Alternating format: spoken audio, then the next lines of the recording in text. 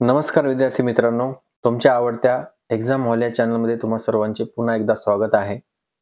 तर आज या व्हिडिओमध्ये आपण इयत्ता 10वी गणित भाग 1 या विषयाची रिव्हिजन करणार आहोत. या विषयामध्ये सगळे जे चॅप्टर्स आहेत. तर विद्यार्थी मित्रांनो, या भागामध्ये आपल्याला एकूण 6 चॅप्टर्स दिलेले आहेत. त्याच्यामध्ये पहिला चॅप्टर आहे लिनियर इक्वेशन्स इंटू व्हेरिएबल्स, त्याच्यानंतर quadratic equations, arithmetic progression, financial planning, probability आणि स्टॅटिस्टिक्स. तर या 6 चॅप्टर्स मधल्या सर्वच्या सर्व टॉपिकची आपण सूत्रासहित डिटेलमध्ये रिव्हिजन करणार आहोत. त्यामुळे हा व्हिडिओ थोडासा मोठा देखील होऊ शकतो, परंतु बोर्ड परीक्षेच्या दृष्टिकोनातून तुमच्यासाठी नक्कीच फायद्याचा राहील. त्याच्यामुळे तुम्ही तो पूर्ण व्हिडिओ बघावा. तत्पूर्वी तुम्ही आपल्या YouTube चॅनलला जर सबस्क्राईब केलेलं नसेल तर सबस्क्राईब करून घ्या, जेणेकरून मी पुन्हा अभ्यासाबाबतीत आणखी नवीन व्हिडिओ अपलोड केले तर तुम्हाला त्याची नक्कीच नोटिफिकेशन मिळेल. चला तर मग आपल्या आजच्या व्हिडिओला सुरुवात करूया.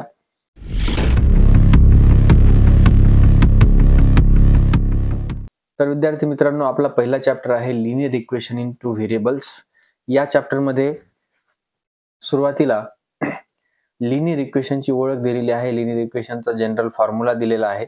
लिनियर इक्वेशन कशा प्रकारचे असतात ते ओळखणे आणि त्याच्यासाठी एक तक्ता अभ्यासाला आपल्याला सुरुवातीला दिलेला आहे. त्याच्यानंतर आपण पाहिलं simultaneous linear equations. Simultaneous linear equations मध्ये आपण बघितलं की जे एकसामायिक रेषीय समीकरणे असतात ते कशा पद्धतीने सोडवायचे. मग हे एकसामायिक समीकरणे सोडवण्याच्या पद्धती इथून पुढे सुरू होतात. यामध्ये आपण एलिमिनेशन मेथड सगळ्यात अगोदर बघितली. एका चलाचा लोप करून समीकरण सोडवणे, कशा पद्धतीने ते समीकरण सोडवायचे आपण पाहिलं. त्याच्यानंतर दुसरी पद्धत या पहिल्या चॅप्टर मध्ये आपण सायमल्टेनियस इक्वेशन सोडवण्याची बघितली, ती होती ग्राफिकल मेथड. तर ग्राफिकल मेथड मध्ये सगळ्यात अगोदर आपण अशा पद्धतीने टेबल तयार करतो. टेबल तयार केल्याच्या नंतर x ची किंमत आणि y ची किमती आपण काढतो आणि टेबल तयार करून मग त्याचे कोऑर्डिनेट्स आपल्याला मिळाले, XY कोऑर्डिनेट्स मिळाले की आपण मग त्याचा ग्राफ पेपरवरती ड्रॉ करतो. ज्या ठिकाणी ते ग्राफ्स एकमेकांना छेदतात ते कोऑर्डिनेट्स म्हणजे आपल्या समीकरणाचे उत्तर असतात. हे आपण त्याच्यामध्ये पाहिलं. त्याच्यानंतर पुढची आणि शेवटची समीकरणे सोडवण्याची पद्धत आहे डिटर्मिनंट मेथड, त्याला निश्चयक पद्धत असं म्हणतो आपण.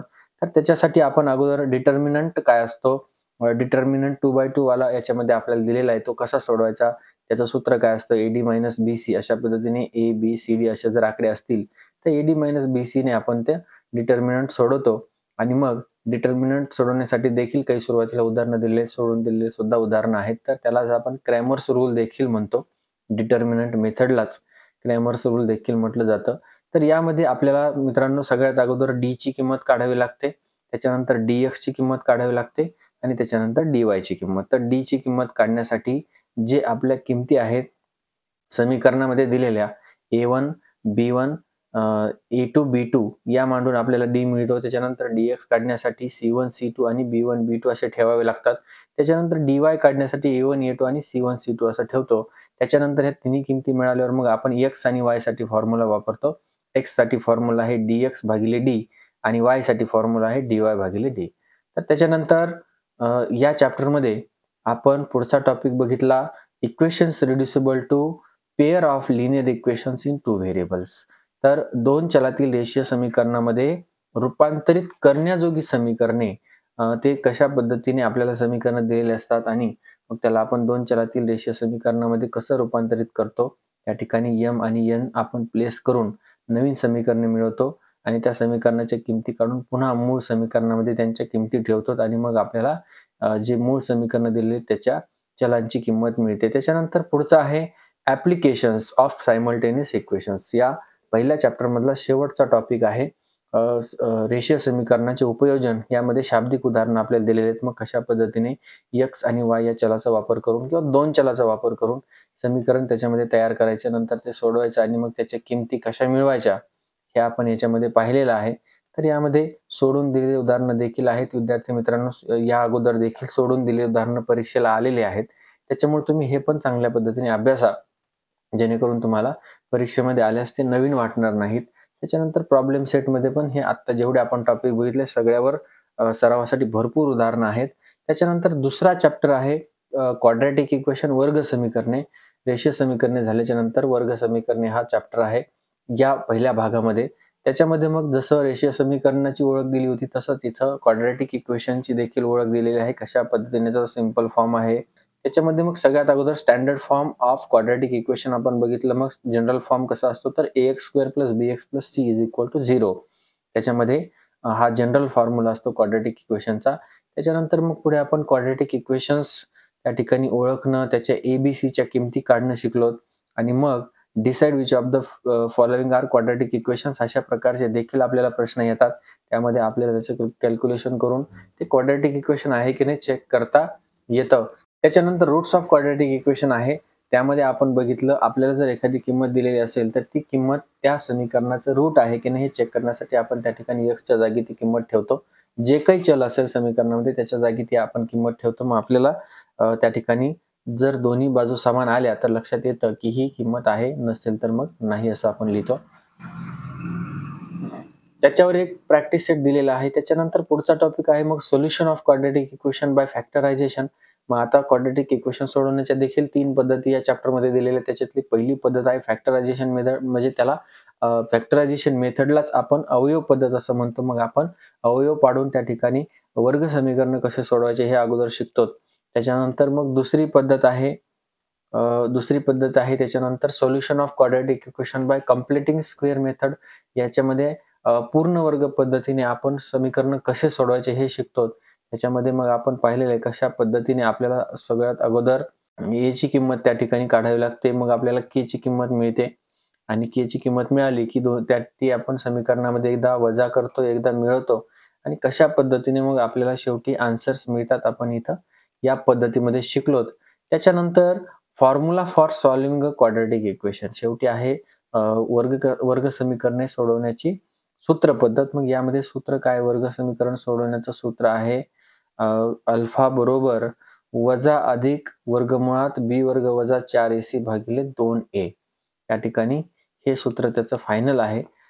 जे काही समीकरणामध्ये चल दिलेलं आहे त्याचं किंमत काढण्यासाठी आपण हे फॉर्म्युला वापरतो. वजा b अधिक वर्गमुळात b वर्ग वजा 4ac भागिले 2a हे सूत्र आपण त्याच्यामध्ये वापरतो. त्याच्यानंतर पुढे या चॅप्टरमध्ये त्याच्यावर एक प्रॅक्टिस सेट दिलेला आहे. नंतर आहे nature of roots of quadratic equations.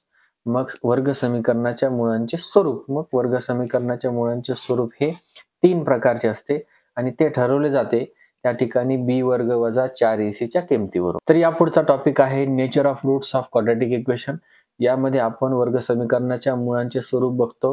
वर्ग समीकरणाच्या मुळाचे स्वरूप बघण्यासाठी आपण त्या वर्ग समीकरणाच्या b वर्ग वजा 4ac ची किंमत काढतो. वर्ग समीकरणाच्या b वर्ग वजा 4ac ची किंमत जर 0 असेल तर त्या वर्ग समीकरणाची मुळे ही वास्तव व समान म्हणजे रिअल अँड इक्वल असतात.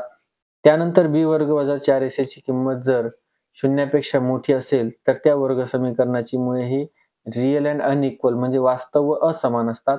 आणि जर b वर्ग वजा 4ac ची किंमत ही 0 पेक्षा कमी असेल तर त्या वर्ग समीकरणाची मुळे ही वास्तव नसतात म्हणजे नॉट रिअल अशा प्रकारचे असतात. त्याच्यानंतर पुढचा टॉपिक आहे या चॅप्टर मधला relation between roots of the quadratic equation and coefficients. तर सहगुणक आणि वर्ग समीकरणाची मुळे याच्यामधला संबंध बघण्यासाठी 2 सूत्र दिलेले आहेत. अल्फा अधिक बीटा बरोबर वजा b भागिले a आणि अल्फा गुणिले बीटा बरोबर c भागिले या वरून आपण वर्ग समीकरणाची मुळं न काढता त्यांची बेरीज आणि गुणाकार काढू शकतो. त्याच्यानंतर पुढचा टॉपिक आहे मित्रांनो या चॅप्टर मधला to obtain a quadratic equation having given roots. तर मग मुळे दिली असता वर्ग समीकरण तयार करणे हा टॉपिक आहे. त्याच्यानंतर मग आपल्याला जर अल्फा आणि बीटा असे 2 मुळे दिलेले असतील तर आपण त्याच्यापासून एक वर्ग समीकरण मिळवू शकतो. त्या ठिकाणी आपल्याला सूत्र वापरावं लागतं x वर्ग वजा addition of roots into x plus product of roots is equal to 0. मग आपल्याला दिलेल्या मुळांची बेरीज करावी लागेल, ती इथं ठेवावी लागेल, त्याचबरोबर दिलेल्या मुळांचा गुणाकार करावा लागेल आणि ते सूत्रामध्ये ठेवल्याच्या नंतर आपल्याला मग मुळे दिली असता वर्ग समीकरण मिळेल. या ठिकाणी त्याचं उदाहरण देखील सोडून दिलेलं आहे. त्याच्यानंतर मग पुढचा टॉपिक आहे ऍप्लिकेशन ऑफ क्वाड्रॅटिक इक्वेशन. या चॅप्टर मधला शेवटचा टॉपिक आहे ऍप्लिकेशन ऑफ क्वाड्रॅटिक इक्वेशन. यामध्ये आपल्याला वर्ग समीकरणावर शाब्दिक समीकरण, शाब्दिक प्रश्न दिलेले आहेत. त्याच्यातून मग आपण एकच चलाचा वापर करून कशा पद्धतीने समीकरण बनवायचे आणि ते कशा सोडवायचे ते याच्यामध्ये आपल्याला त्याचं माहिती दिलेली आहे. या ठिकाणी सोडून दिलेले आहेत काही उदाहरणं. ते सुद्धा तुम्ही पहा आणि त्याच्यानंतर पूर्ण एक प्रॅक्टिस सेट त्याच्यावर दिलेला आहे 2.6 त्याच्यामध्ये देखील सरावासाठी भरपूर उदाहरणं आहेत. त्याची पण चांगली रिव्हिजन तुम्ही करा. त्याच्यानंतर तिसरा चॅप्टर आहे विद्यार्थी मित्रांनो अरिथमेटिक प्रोग्रेशन भाग 1 मधला तिसरा चॅप्टर आहे अरिथमेटिक प्रोग्रेशन अंकगणिती श्रेणी. त्याच्यामध्ये आपण सिक्वेन्स श्रेणी पण पाहिलं, त्याची ओळख बघितली, कशा पद्धतीची सिक्वेन्स असते. सिक्वेन्स मधल्या टर्म्स म्हणजे T1, T2, T3 जे पदे असतात अंकगणिती श्रेणीमधले पदे त्याची माहिती बघितली. त्याच्यानंतर त्या पदांचा जो संबंध असतो एकानंतर दुसरं पद कशा प्रकारे येतं. त्याच्यात मग अरिथमेटिक प्रोग्रेशन काय असते, अरिथमेटिक प्रोग्रेशन कशी ओळखायची, त्याच्यासाठी ए आणि डी च्या किमती कशा काढायच्या याची माहिती आपण बघितली. जर सामायिक फरक दोन पदांमधला समान असेल किंवा स्थिर असेल तर आपण म्हणतो की ती अरिथमेटिक प्रोग्रेशन आहे म्हणजेच अंकगणिती श्रेणी आहे. त्याच्यानंतर पुढचा टॉपिक आहे nth term of and arithmetic progression म्हणजे अंकगणिती श्रेणीमधील n वे पद. मग याच्यासाठी एक सूत्र आहे. अंकगणिती श्रेणीमधलं n वे पद काढण्यासाठीचं आपल्याकडे एक सूत्र आहे. Tn बरोबर a अधिक n वजा 1 कंसबंद गुणिले d. अशा प्रकारचं सूत्र वापरून आपण कुठल्याही अंकगणिती श्रेणीमधलं कितीही नंबरचं पद काढू शकतो. त्याच्यानंतर पुढचा टॉपिक आहे विद्यार्थी मित्रांनो या चॅप्टर मधला sum of first n terms of an arithmetic progression.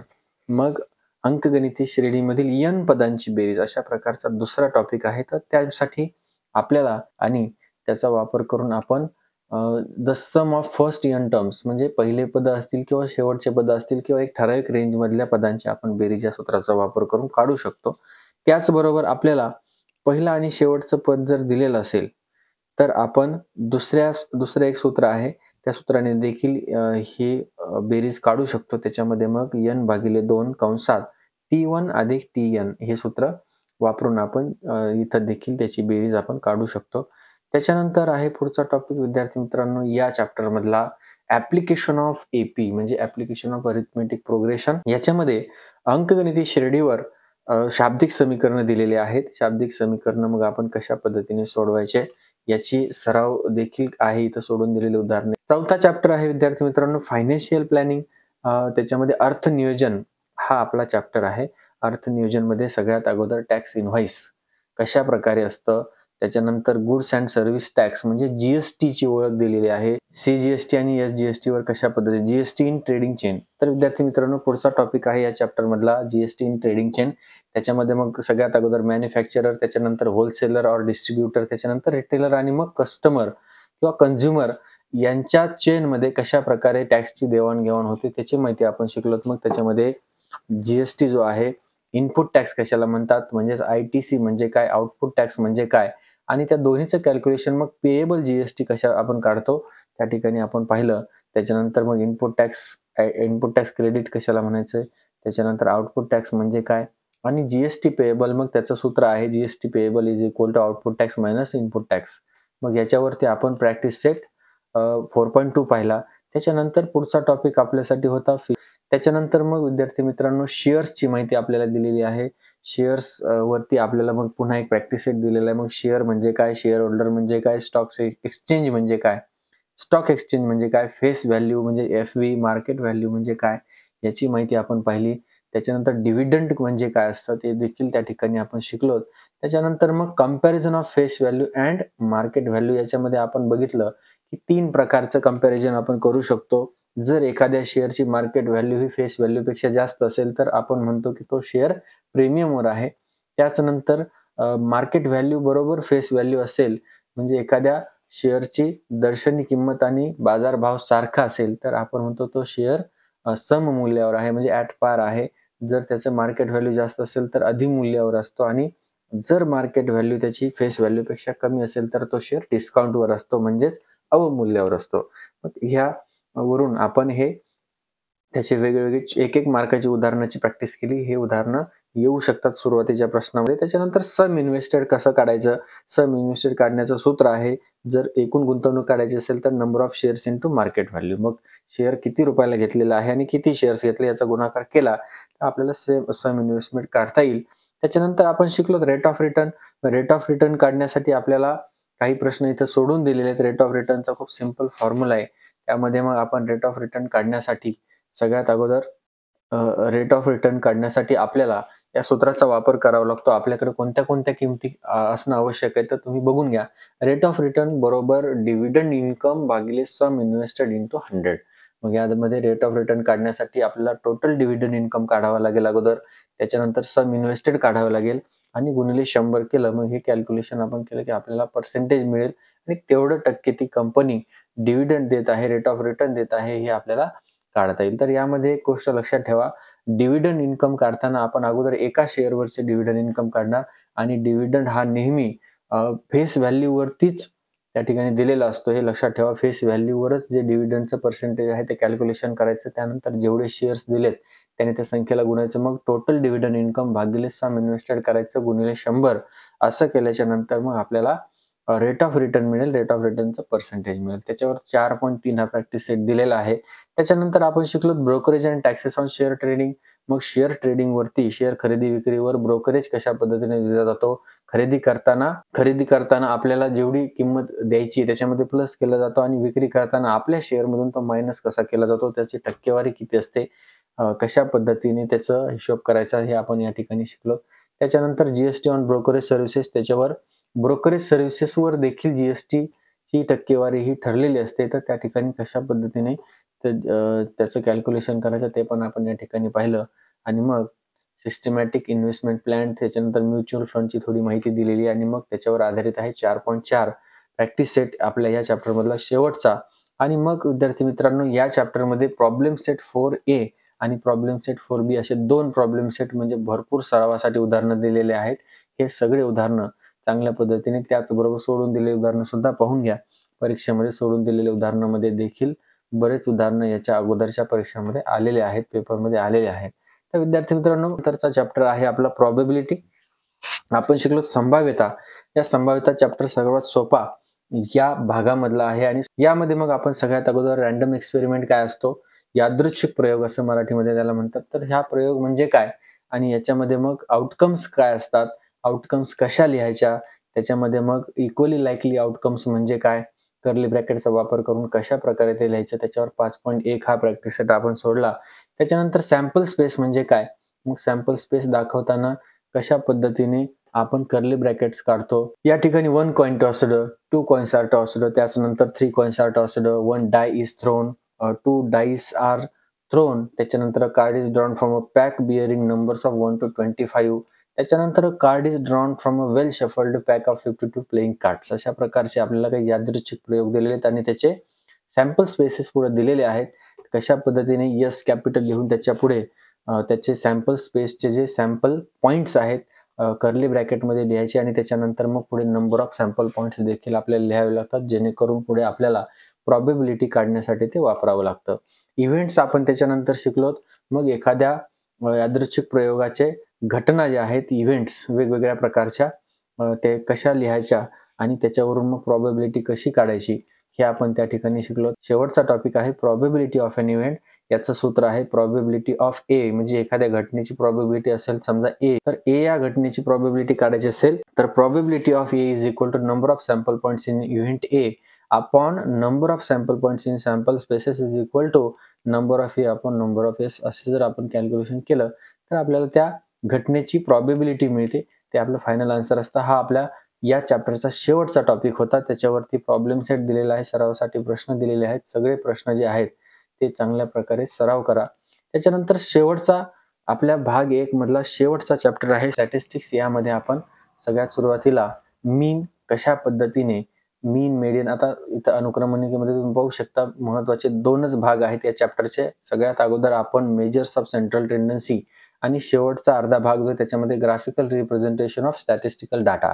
मग मेजर ऑफ सेंट्रल टेंडन्सी मध्ये आपण मग मीन, मेडियन अँड मोड शिकतो. कशा पद्धतीने कॅल्क्युलेशन करायचं, ग्रुप्ड फ्रिक्वेन्सी टेबलचा वापर करून मीन कसं काढायचं, मेडियन कसं मेडियन कसं काढायचं आणि मोड कसा काढायचा, त्याचे वेगवेगळे सूत्र, कशा पद्धतीने डाटा अरेंज करायचा हे आपण बघितलं. त्याच्यानंतर शेवटचा जो भाग आहे चॅप्टरचा त्याच्यामध्ये graphical representation of statistical data. मग त्याच्यामध्ये हिस्टोग्राम कसा ड्रॉ करायचा, फ्रिक्वेन्सी पॉलिगॉन, त्याचबरोबर पाय डायग्राम कशा प्रकारे काढायचे हे आपण शिकलो. सगळ्यात अगोदर आपण शिकलो मीन फ्रॉम क्लासिफाईड फ्रिक्वेन्सी डिस्ट्रीब्युशन. मीन काढण्याच्या आपण काही पद्धती या चॅप्टर मध्ये शिकलो. मग सगळ्यात पहिली मेथड आहे डायरेक्ट मेथड. डायरेक्ट मेथडने मीन काढण्यासाठी आपल्याला हे 4 कॉलमचा टेबल तयार करावा लागतो. त्याच्यामध्ये आपण सुरुवातीला क्लास, त्याच्यानंतर क्लास मार्क, त्याच्यानंतर फ्रिक्वेन्सी आणि मग क्लास मार्क इंटू फ्रिक्वेन्सी लिहितो. यामध्ये आपण summation of frequency is equal to आणि त्याच्यानंतर समेशन ऑफ XI म्हणजे क्लास मार्क इंटू फ्रिक्वेन्सी काढतो आणि मग त्याच्यानंतर एक्स बार म्हणजे मीन काढण्यासाठी सूत्र वापरतो summation of XI upon n. ह्या सूत्रामध्ये किमती ठेवल्या की मग विद्यार्थी मित्रांनो आपल्याला मीन मिळतं डायरेक्ट मेथडने. दुसरी पद्धत आहे अज्युम्ड मीन मेथड. यामध्ये आपण एक गृहीत मध्य पद्धत त्याला म्हणतो. गृहीत मध्य पद्धतीमध्ये आपण एक मीन अज्युम करतो आणि तो मीन अज्युम करून मग एक कॉलम आपण त्याच्यामध्ये वाढवतो. तर मग क्लास, त्याच्यानंतर क्लास मार्क, त्याच्यानंतर DI हा कॉलम वाढतो. DI मध्ये आपण XI मायनस ए, मग जो आपण ए मानलेला आहे अज्युम्ड मीन तो XI मधून मायनस करतो. अशा पद्धतीने आपल्याला हा कॉलम मिळतो. नंतर फ्रिक्वेन्सी आणि मग नंतर फ्रिक्वेन्सी इंटू डेव्हिएशन ते आपण लिहितो. त्याच्यानंतर मग आपल्याला याच्यात किमती मिळतात समेशन ऑफ FI म्हणजे फ्रिक्वेन्सीची total, summation of FI DI deviation into frequency मिळतं. मग आपण त्याचा परत डी बारच्या सूत्रामध्ये ठेवतो. डी बारच्या सूत्रामध्ये आपण लिहितो समेशन ऑफ FI DI आपण समेशन ऑफ FI, मग आपल्याला त्या ठिकाणी डी बार मिळतो आणि मग शेवटी आपण एक्स बार काढण्यासाठी म्हणजे मीन काढण्यासाठी ए मध्ये आपण डी बारला मिळवतो म्हणजे अज्युम्ड मीनला आपण डी बार मध्ये मिळवतो. मग शेवटची जी व्हॅल्यू आपल्याला मिळते ती आपला मीन असतो अज्युम्ड मीन पद्धतीने. आणि तिसरी पद्धत आहे मीन काढण्याची step deviation method. Step deviation method मध्ये पुन्हा एक कॉलम आपल्याला वाढवावा लागतो. मग त्याच्यामध्ये क्लास मार्क, त्याच्यानंतर DI, त्याच्या DIच्या शेजारी UI त्या ठिकाणी वाढतो आणि फ्रिक्वेन्सी आणि शेवटी मग FI UI ची किमती आपल्याला कॅल्क्युलेशन करून काढाव्या लागतात. नंतर आपल्याला समेशन ऑफ FI मिळतंय, समेशन ऑफ FI UI मिळते आणि ह्या दोन्ही किमती आपण U बारच्या सूत्रामध्ये ठेवतो. समेशन ऑफ FI UI आपण समेशन ऑफ FI यामध्ये आपल्याला U बार मिळतो. शेवटी मग X बार काढण्यासाठी आपल्याला अज्युम्ड मीन मध्ये U बार इंटू G त्या ठिकाणी आपल्याला A plus U bar into G आपल्याला कॅल्क्युलेशन करावं लागतं. अशा पद्धतीने तिसरी पद्धत आहे मीन काढण्याची, त्याला आपण स्टेप डेव्हिएशन मेथड असं म्हणतो. त्याच्यानंतर मग आपण मीन काढायचं शिकलो चांगल्या पद्धतीने. मग आपण मीडियन कशा प्रकारे काढायचं ते शिकलो. पुढचा टॉपिक आहे median for grouped frequency distribution. Median कशा प्रकारे काढायचं, मग मीडियन काढण्यासाठी देखील त्या ठिकाणी आपण मेथड्स वापरतो. एक टेबल तयार करावा लागतो. मग क्लास असेल, त्याच्यानंतर क्लास मार्क असेल आणि त्याच्यामध्ये limits, upper limits, lower limits एक सूत्र आहे आपल्याकडं मीडियन काढण्यासाठी L plus into square bracket n upon 2 minus CF upon F square bracket close into H हा सूत्र आपण त्याच्यामध्ये वापरतो. मग यामधल्या प्रत्येक जे नोटेशन आहे त्याचे काय काय नाव आहेत हे पण या ठिकाणी दिलेलं आहे. तर कॅपिटल L म्हणजे lower class limit of the median class, त्याच्यानंतर कॅपिटल N म्हणजे सम ऑफ फ्रिक्वेन्सी, त्याच्यानंतर स्मॉल h म्हणजे class interval of the median class आणि स्मॉल f म्हणजे frequency of the median class आणि CF म्हणजे cumulative frequency of the class preceding the median class. मग ह्या सगळ्या किमती आपण सूत्रामध्ये ठेवल्याच्या नंतर आपल्याला मीडियन मिळतात. मीडियन झाल्याच्या नंतर विद्यार्थी मित्रांनो आपण शिकलो मोड फॉर ग्रुप्ड फ्रिक्वेन्सी डिस्ट्रीब्युशन. मग मोड कशा प्रकारे करायचं त्याचं देखील अशाच प्रकारचं एक सूत्र आहे. Mode is equal to L plus into square bracket F1 minus F0 upon 2 F1 minus F0 minus F2 into H. मग यामध्ये देखील तेच नोटेशन आहे सगळे. L for lower class limit of the modal class, त्यानंतर F1 frequency of the modal class, त्याच्यानंतर F0 frequency of the class preceding the modal class, F2 frequency of the class succeeding the modal class आणि त्याच्यानंतर H is equal to class interval of the modal class. हे सगळ्या values आपण त्याच्यामध्ये put केल्या आणि calculation केलं की आपल्याला ग्रुप्ड फ्रिक्वेन्सी डिस्ट्रीब्युशन टेबल जो दिलेला आहे त्याचा मोड काढता येतो. त्याच्यानंतर सुरू होतो या चॅप्टरचा दुसरा भाग ज्याच्यामध्ये सगळं ग्राफिकल रिप्रेझेंटेशन दिलेलं आहे, pictorial representation of statistical data. मग ते रिप्रेझेंटेशन करण्यासाठी आपण कशा पद्धतीने कोणत्या कोणत्या आकृत्या वापरतो. सगळ्यात पहिला हिस्टोग्राम अतिशय सिंपल त्या ठिकाणी आकृती आपण त्याची काढू शकतो सोप्या पद्धतीने. इथं आपल्याला टेबल दिलेला असतो आणि हिस्टोग्रामचे बार्स आपण ग्राफ पेपरवरती अशा पद्धतीने ड्रॉ करायचे. त्याच्यासाठी X आणि Y हे जे ऍक्सिस आहेत ते प्रॉपर ड्रॉ करून स्केल सुद्धा वरती लिहिणं जरुरी आहे. त्याच्यानंतर आहे frequency polygon. Frequency polygon draw करण्यासाठीच्या स्टेप्स इथे दिलेल्या आहेत कशा पद्धतीने. मग त्याचे मिड पॉइंट्स अप्पर साइडचे आपण मार्क करतो आणि मग अगोदर कशा पद्धतीने आपण त्याचे मिड पॉइंट्स मार्क करतो आणि त्याच्यामध्ये देखील बार्स काढून आपण त्याचे मिड पॉइंट्स मार्क केल्याच्या नंतर ज्या लाईन्स शिल्लक राहतात त्याला आपण फ्रिक्वेन्सी पॉलिगॉन असं म्हणतो. त्याच्या सुद्धा स्टेप्स या ठिकाणी दिलेले आपण ते देखील स्टडी केलेलं आहे. त्याच्यानंतर शेवटचं रिप्रेझेंटेशन या चॅप्टर मधलं आहे पाय डायग्राम. पाय डायग्राम काढण्याच्या स्टेप्स, त्यामध्ये कसं सर्कल काढायचं आणि त्या सर्कल मध्ये कशा पद्धतीने वेगवेगळ्या गोष्टी डिव्हाइड करायच्या, त्याचा सेंट्रल अँगल कशा प्रकारचा काढायचा ते आपण त्याच्यामध्ये पाहिलेलं आहे. त्याचा फॉर्म्युला तर अँगल ऑफ सेक्टर म्हणजे थिटा, त्या ठिकाणी थिटाची किंमत काढावी लागते number of scores in the components आणि भागिले total number of scores into 360 हा सूत्राचा वापर करून आपण पाय डायग्राम ड्रॉ करण्यासाठी वेगवेगळे सेंट्रल अँगल्स काढू शकतो. त्याच्यावर सोडून दिलेले देखील काही उदाहरणे आहेत आणि 6.6 या टॉपिकवर आधारित आहे. नंतर मिसलेनियस प्रॉब्लेम्स याच्यामध्ये दिलेले आहेत मिक्स सगळ्या टॉपिक वरती आणि ह्या प्रॉब्लेम सेट मध्ये देखील सगळं पिक्टोरियल रिप्रेझेंटेशन असेल किंवा सेंट्रल टेंडन्सीचे क्वेश्चन्स असतील या सगळ्याची प्रॅक्टिस दिलेली आहे तुम्हाला.